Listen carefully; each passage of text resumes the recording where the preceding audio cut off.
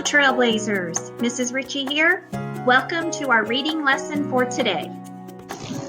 Today, we are going to be reviewing what we learned about author's tone and author's bias in our last lesson. Author's tone is the author's attitude and that they put into their writing. That's easy to figure out when someone is actually speaking to you because you can hear them. But in writing, you have to look for those words that describe tone.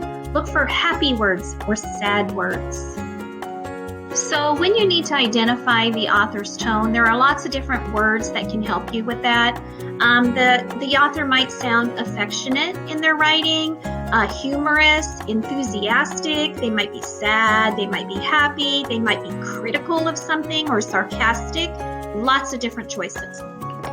I'd like for you to pause the recording on this and read these 4 sentences to yourself and try to figure out how you would say these, what tone you would use if you were reading these sentences, and what you think the author probably meant in their tone.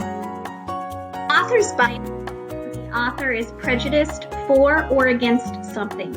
And you can tell when an author is biased because they only give their side of the argument. They only give facts or examples that support their opinion.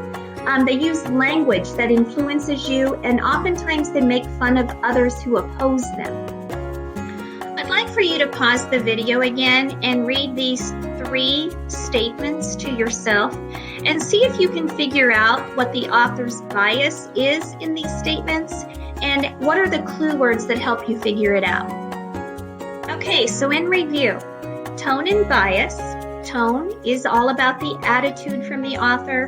Bias is when the author is prejudiced for or against something. You can tell each from the choices in their words that they use in their text, and both are directly related to purpose and perspective.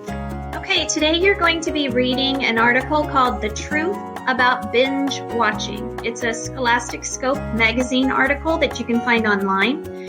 And then I've included a Google Doc that has questions on it for you to answer. Make sure that you turn it in when you're finished.